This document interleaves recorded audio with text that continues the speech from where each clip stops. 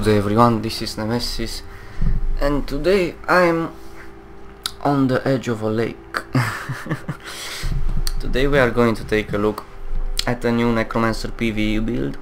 I think this will be my Was that a shark? I think this is going to be my final PvE build variation. I've went through bursting, hybrid, condition, and this will be the tanking build variation.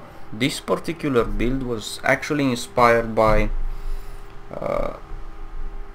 very talented, very skilled Necromancer. His name is Sheobix. He did the juggermancer build, in which he perfected a way for the Necromancer to tank in Guild Wars 2. I've seen some of his builds and they are really good. I have made some modification, came up with a version of my own, but I want to give credit to the guy. He's like I said, a really skilled player. I will also leave in the comments below this video a link to his blog. If you guys want to check him out, you are free to do so. So let's take a look at the tanking Necromancer. So you don't see a tanking Necromancer that often. The most tanking classes you see in the game are Guardians, Warriors, something like that, maybe a few Bunker Elementalists in PvE, I mean. And tanking Guardians rely on high toughness, sometimes high vitality, but mostly boons. They have a lot of boons.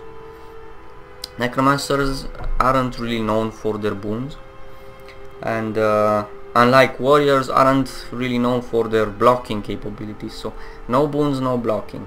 But what does the Necromancer have? Well, he has a really high health pool by default.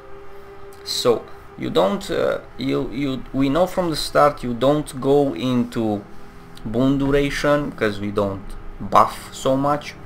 We don't go for a sort of blocking build. What we need is toughness, obviously, and vitality, because we already have a high health pool. Also, with those stats, another stat would be power. So the gear is power, vitality, toughness. You don't do as much damage as a tank. Now, in any game you don't do a lot of damage if you're a tank. So what else can you do? Well, mostly tanks just tank, but in this game you not only tank but you also provide support, and you will see. So we need either boons, blocking, alongside high vitality, high toughness, and the ability to regenerate ourselves. So this is the basics behind the tanking Necromancer.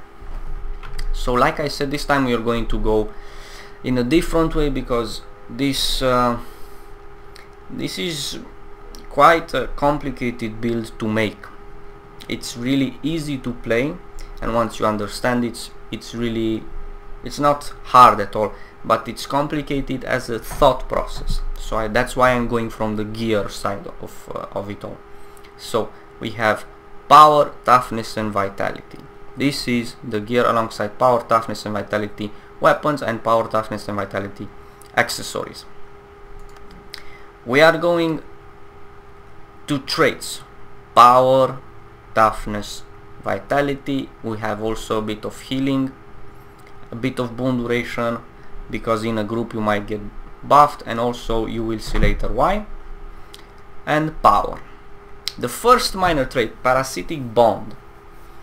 It will heal for about 800-900 heal each time you kill something. So you need to tag a lot of things, do a bit of damage, so that they count toward this parasitic bond. This is a very important minor trait when you tank AoE. All you have to do is tank AoE, and since you cannot taunt in this game, you tank AoE by going in first, taking all the aggro, putting everything you have down, and try to hold as many of the mobs you can on you, so that the rest of your team doesn't have such a hard time and they can focus on DPS. Okay. Focus skills recharge 20% faster and have increased range. Why did I take this trait? Why did I take a focus, if you may ask me? Well, focus is the offhand weapon that have regeneration, and we need regeneration. We know we need regeneration. Moving on, 5% of your power is given as bonus healing. Minor trait that goes well with the fact that we have 3500 power. So we have all this power, but we don't have critical strike chance, we don't have critical strike damage. What weapon do we use? We also need to be right in the middle of things because we are tanking. So you're not going to take a ranged weapon, you're not going to take like a axe or a scepter. Scepter does condition, axe is for bursting. So that leaves us with the weapon that has even more regeneration, life siphoning in fact. So dagger, focus. This is the reasoning why you go dagger, focus. Also, the first skill from dagger has such a fast attack rate that you don't even need to have critical strike damage and critical strike chance, so you do a bit of damage, not much, just a bit. Don't expect this is like the glass cannon version, when in that build, when you switch to dagger and you have an opportunity to do about 7 to 8k DPS. I've explained many times the reasoning behind all of these, why combat is like this. When range focuses on bursting, you're not going to burst as much from range as you will from melee if you go both of them glass cannon, because why would you take the risk of going into melee if you can do the same bursting potential at range? So meleeers, glass cannon meleeers will always do more damage than glass cannon range characters, but the fact is that most meleeers will have to sacrifice a bit of that damage to add more survivability so they don't die, because if they die they no longer burst at all.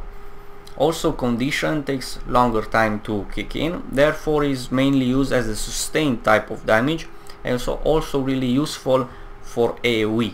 For AoE because at ranged characters can be focused on AoE mostly because you can switch the target and you can place AoEs much more easily than a meleeer who has the cleave attack, have to align the planets and stuff like that for a proper cleave to take place. So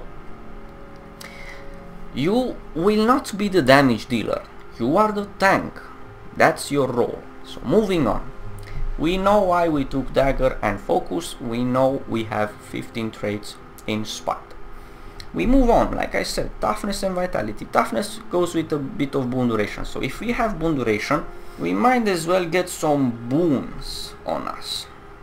Target area pulses converting conditions on allies into boons, so let's get some boons, not only for ourselves but also for our allies. So, summon a jagged horror whenever you kill a foe. Let's see. Wells apply protection for 3 seconds when cast. As you can see in my toolbar, I have 3 wells.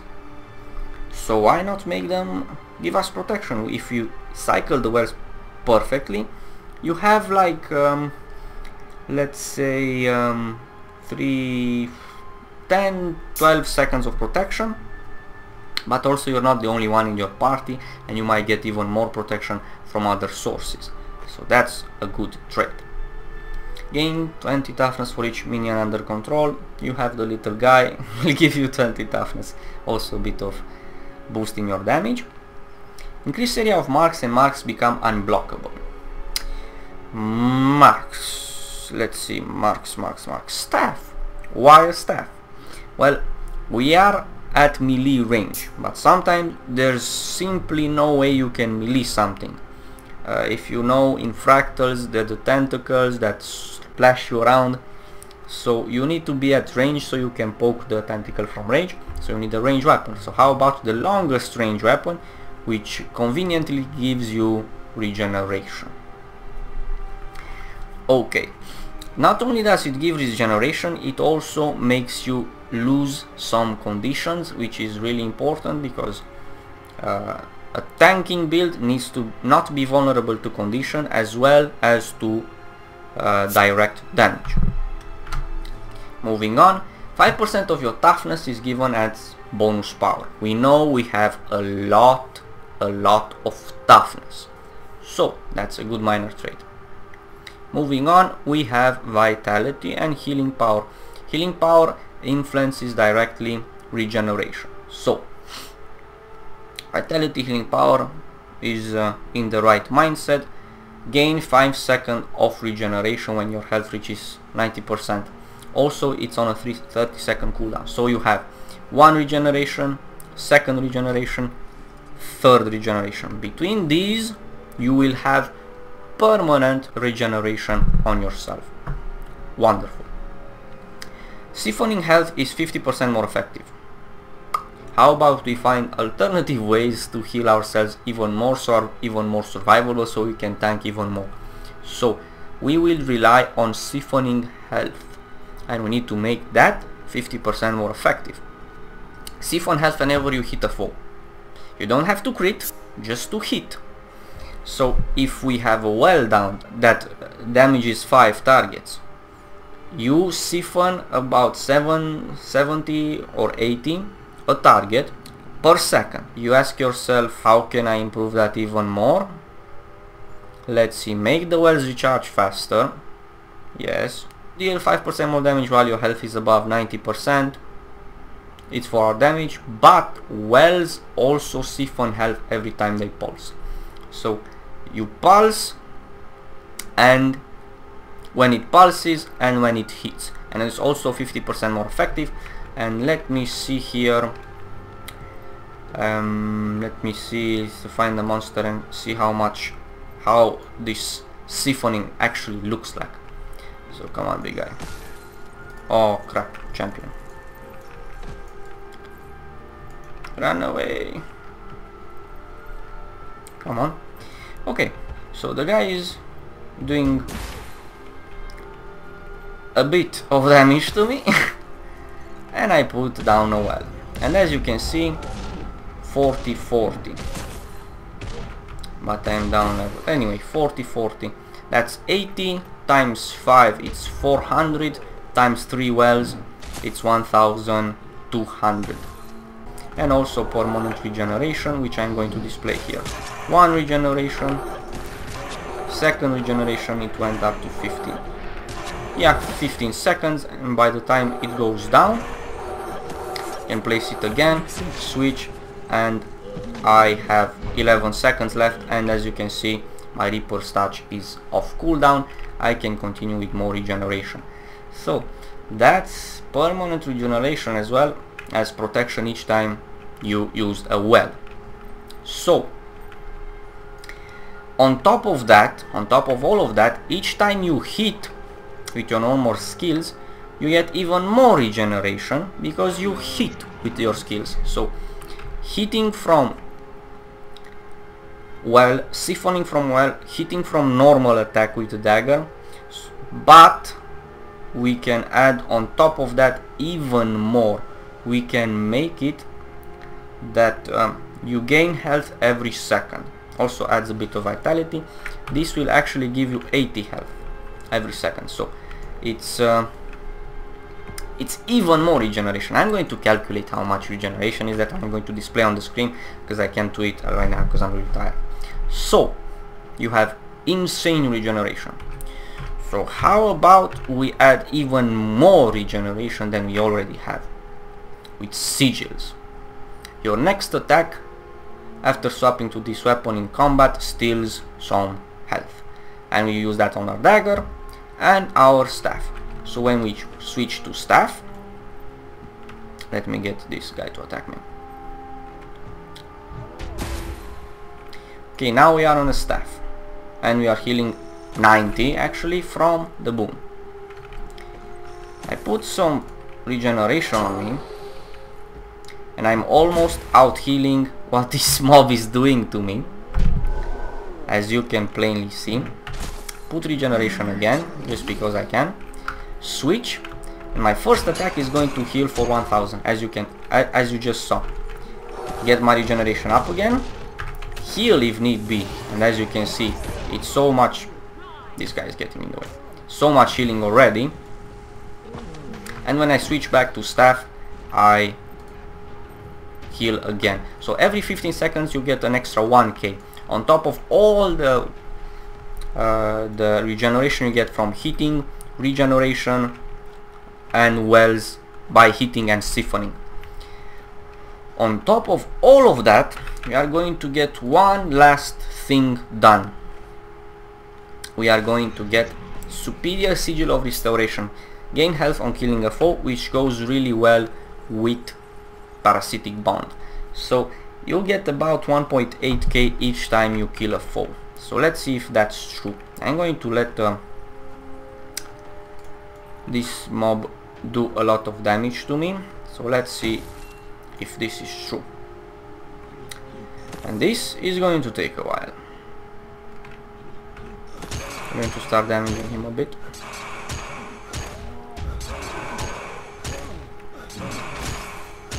Okay, 25k should be plenty to see. How much was that? Hell, I need to do it again. Each time you kill a foe.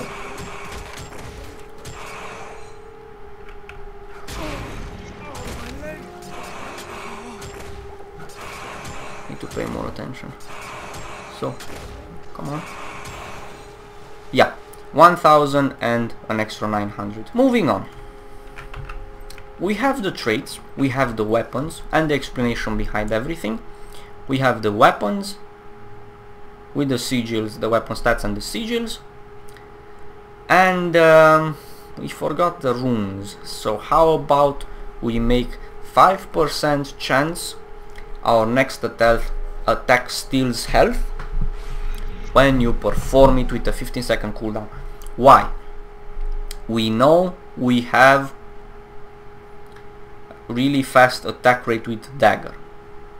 We know that the steal health ability in this game doesn't get influenced by healing power, and even if you did, we have a bit of healing power. So you have a 5% chance to steal about 900 health every time you hit. So on top of all of that I just said, you steal some health on a 5% chance, and your next attack using a healing skill steals health. So every 25 seconds you get a sure hit of life steal. So it's 5k plus. After we use the 5k we get an extra 1k. Actually it's, let's say 6k, maybe you have a conditional. So 6k plus 1k after using it, plus let's say it only procs once every 25 seconds, which is absurd. It will proc, let's say it just procs once. So that's 7k every 25 seconds plus the regeneration, permanent regeneration, plus on hit from well and siphoning from well, all of which is more effective, plus gain health every second from the buff. So there's no way to get more regeneration than this. Also, last but not least, just in case you die even so, you become a mist when you fall below 10% health with a cooldown of 60 seconds. So this was the build. And now the complicated part. Sheobix recommended a few items that they are the best in what they are, but it will take you guys, it took me it would take me a long time to acquire, and it's just unacceptable. And in the past you guys have said that some of my builds were too expensive to make, especially the hybrid with the Triforge amulet. Well, it's nothing compared to this one, trust me. This one is really over the top and expensive. So I'm going to show you now the accessories, what you can get as the best, and an alternative that I also am using. So Sheobix recommended to get Invader earrings, Invader accessory, which as you can see it is 330, where are mine? Badges of honor.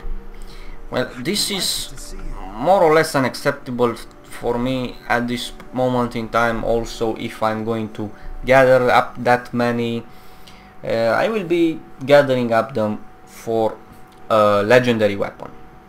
So the alternative, the really cheap alternative, would be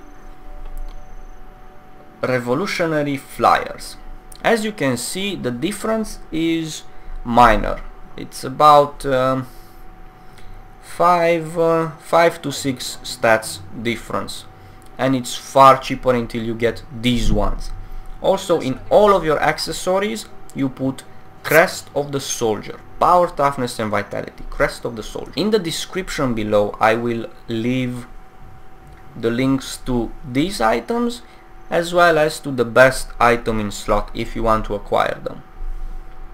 Also, Sheobix recommended as a necklace to get the Emerald Pendant, which if we take a look, it's 70 gold, and you guys will say, oh man, Nemesis, what are you doing to me? So that was his recommendation. My recommendation would be to get where is it, one of these three. So if you have 20 days at your disposal to get 30 laurels, you can get this best in slot item, which is the ascended version of the Soldier's Amulet. So until that time, a cheaper version would be to get Amulet of the Dead, Power, Toughness, Vitality with Soldiers of the Crest in it. It's not such a great difference between them. It will not make you have the best in slot items, but trust me guys, as soon as you will try to buy all of these, you will put your hands in your head. So if you're a really maniac about tanking and you like the Necromancer class, this is for you. If not, this is a really cheap and efficient alternative. Okay, moving on to the rings. The rings shouldn't be a problem. The rings are the ascended ones. Power, Toughness, Vitality. Power, Toughness, Vitality, you can get them in fractals. I'm sure most of you have a lot of fractal relics by now.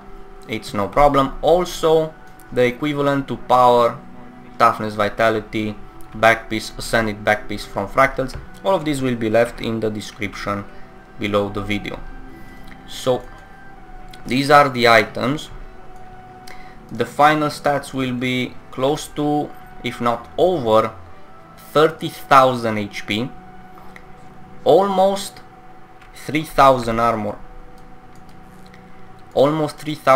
and 3,000, wait, one more food, superior sharpening stone, so 3,500 attack and 25% boon duration and 15% condition duration, also 400 healing power. So I'm going to take this build for a test run, and I think I know the perfect subject. What do you guys think? You guys remember that champion that dared to get in the way when I was recording? Let's see what he can do against me. This build is really massive. In truth, it's really massive. It's like an abomination. Actually, I'm going to call this video. In the past I didn't use fancy names on my builds, but since this will be, even in the name, I will mention that this build was inspired by Sheobix's build. I will call it the Abomination, and I'm going to wait for that guy to come to me because I'm too big to go to him. So what do you guys think? Am I going to get one shot by this champion? That would be so embarrassing. Let's see if I can go toe to toe with this guy. So here goes. Right. He doesn't he doesn't give any quarter. So regeneration, and then you, oh, he did a 10k hit on me. That's nice. And he knocks me down.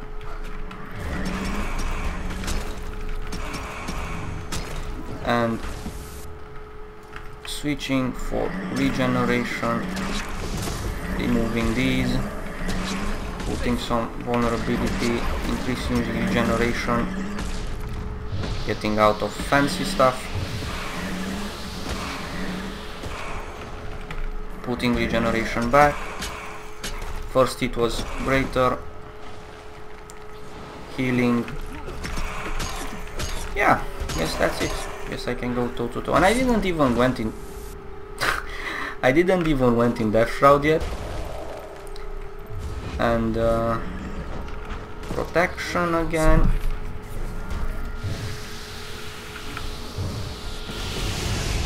You can stay in Death Shroud since you have high toughness. You can stay in Death Shroud until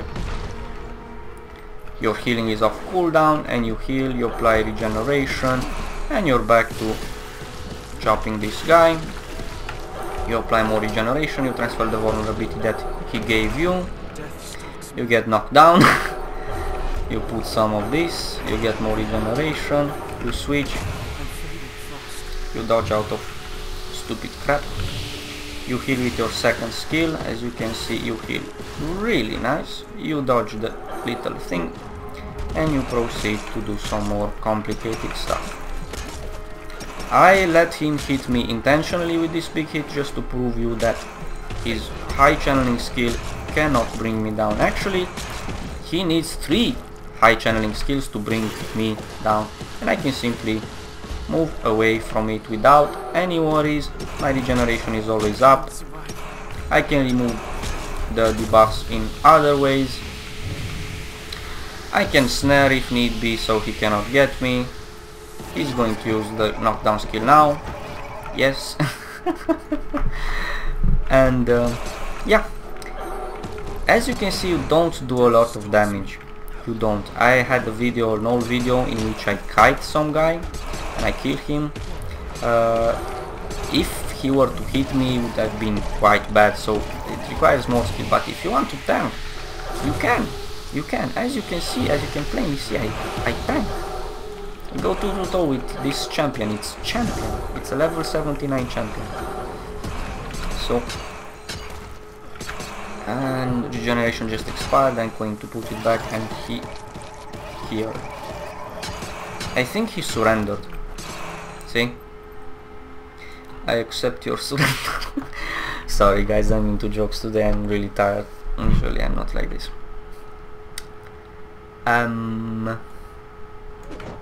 Oh, so you are tricky. So we are back to doing what we know we can do. And think about in a dungeon when there is going to be a lot of mobs, a lot of AoE and stuff. You will have parasitic bond as well as superior sigil of restoration, and you will heal so much for every monster that dies. Basically, when you're tanking AoE, normal or even small mobs that are meant to die in the next 30 seconds, you will heal so much that you can literally go AFK. So don't worry. And when you're fighting a boss, you're not supposed to take all the hits like I am now. You're just supposed to take some of the fire so you so your team doesn't have such a hard time. See, this is also about playstyle, and also all the vulnerability and ugly things that the boss can put on you, you give it right back. Oh, and I almost forgot, I'll let him kill me now. Just in case this happens, you go into Mist Form and you heal. And some guy just came to help me seal the deal. So let's finish this.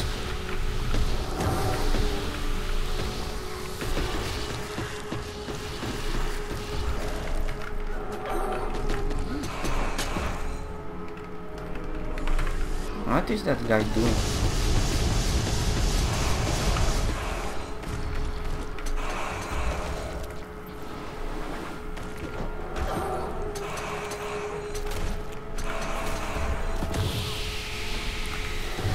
Oh man, I really need to get more sleep.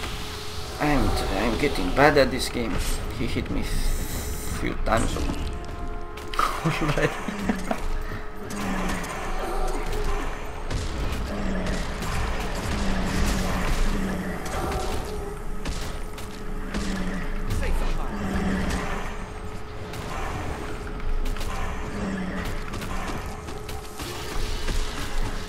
Oh, and I nearly forgot. I almost forgot. Plague form. You have plague form just in case things get really ugly in AoEs, like really a lot of knockdown and stuff. Plague form has stability, and you can stay in plague form, and you heal each time you hit with plague form, and if you hit multiple opponents it's even better. And you have 15,000 HP in plague form, and the toughness transfers as well. As you can see, I'm not even spamming blindness, I'm spamming damage, but you normally want to spam blindness instead of damage, because like I said, in a group the damage will come from your teammates. So this is the tankiest Necromancer possible in my opinion. It's the way the Necromancer can tank. I have done glass cannon bursters, I have done hybrids, I have done conditionmancer. The hybrid, I will make a table of content after I'm done with some more SPVP videos. The glass cannon hybrid, the